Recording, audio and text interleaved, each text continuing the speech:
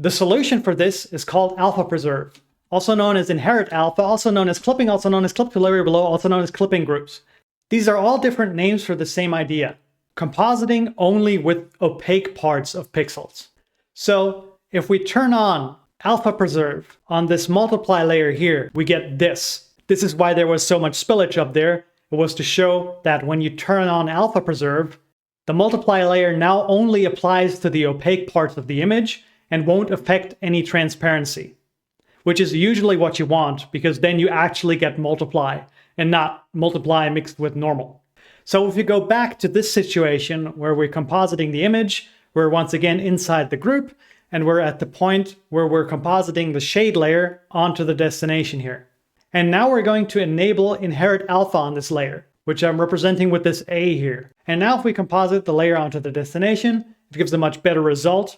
It only applies to the opaque parts of the image. But now how do we handle this shine layer here? Previously, it was applying the shine outside of the image. Like if you recall, this is the wrong result where it turned orange around the whiskers and the rock. But if we enable inherit alpha on this, it results in this, where it no longer applies outside of the rock and outside of the whiskers at all. The result that we want is this, where we have the glow around it. So how do you make this work in this situation? How do you get the proper glow around the whiskers? You got to move the shine layer outside of the layer group, because only then can it actually composite with the background and make things properly glow. Inside of the layer group, it will only ever blend with a transparent background, which will never give you this sort of glow outside of what's below it. So that is inherit alpha, which if you're using Krita, that's actually what you know, because Krita has this as a feature.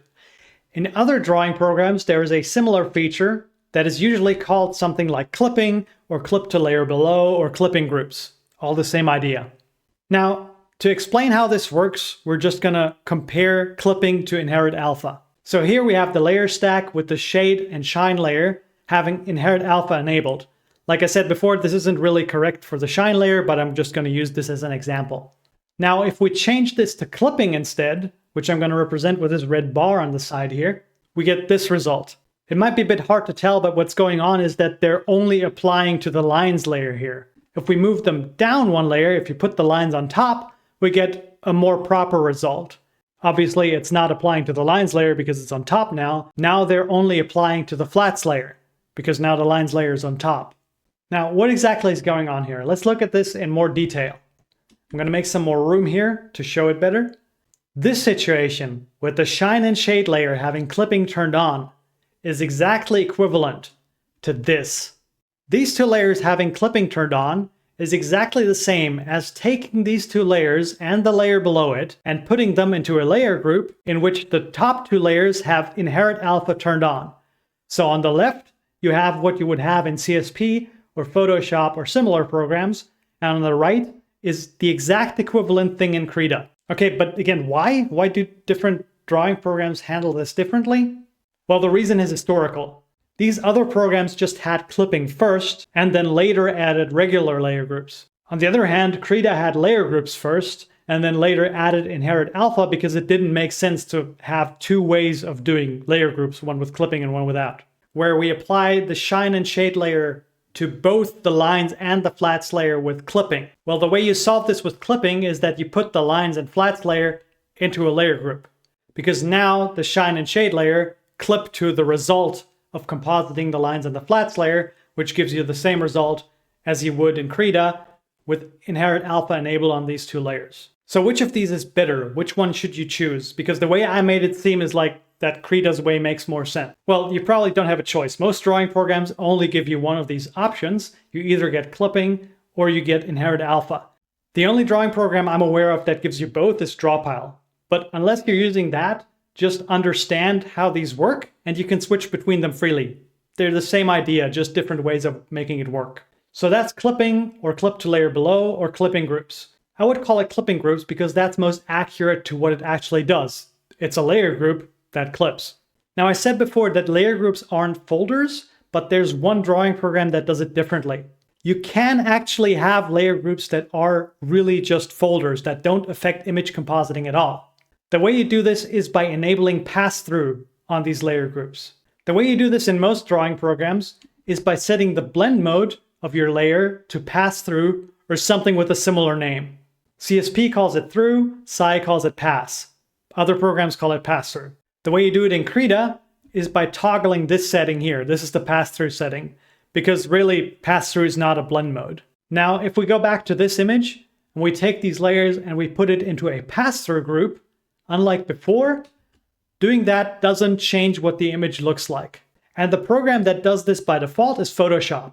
That's the only program I'm aware of. When you create a layer group, it defaults to pass through instead of normal, like in every other program.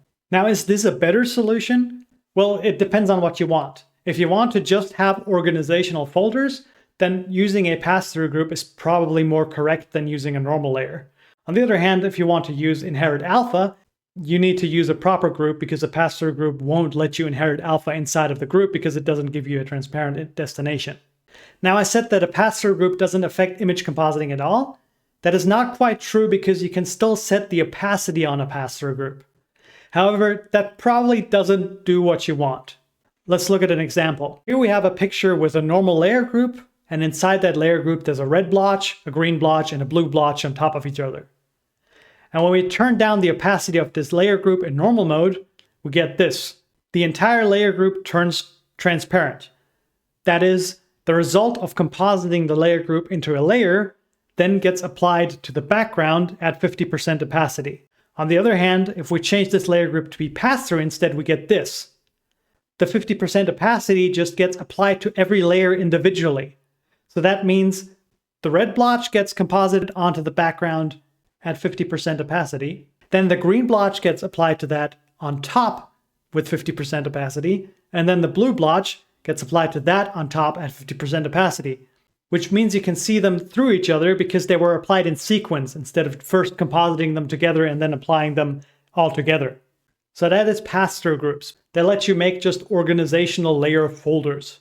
Now, the opposite of a pass-through group, like a not pass-through group, is called an isolate group because it gets composited in isolation and then the result gets composited onto the image. Whereas with a pass-through group, the program just passes through it as if it's not there. Now let's get to the last topic in this video, masks. Or if you're used to Krita, transparency masks. To explain what masks are, I gotta explain what an erase layer is. An erase layer is a layer with blend mode erase. Erase is the blend mode that your brush uses when you erase with it. So let's look at what erase mode does. Here we have a picture with a gray background again, and on top of that we have a layer with like a gradient black circle on it. If we change the blend mode of this circle layer to erase, we get this. So you can see that the opaque parts of this circle layer now erase the background and the transparent parts don't affect it. Okay, but why do you want this? Why would you want to erase your canvas background? You would put it into a layer group instead. So here we have a layer group with the lines and flats layer again, and the circle layer on top of it. And if I change the blend mode of this layer to erase, you can see that it erases the destination in that area, because this is what a mask is. If we look at it in Krita, here it is with an erase layer, and here's the exact same thing with the transparency mask instead. And you can see that this looks pretty much equivalent because that's what it is. It's just a little bit of a different way of representing it. The same goes for other programs. Here's the same thing in Paint Tool Sci, where the mask is like on top of the layer group. Now, not all drawing programs have an erase mode that you can use on layers, but the idea is still the same. Transparency masks basically just erase the destination of what's below them. And that's it for this video. Thanks for watching and listening. If you have questions about the things explained in this video, or are interested in other topics, comment below. We'll try to reply to it or make it part of a future video. Bye!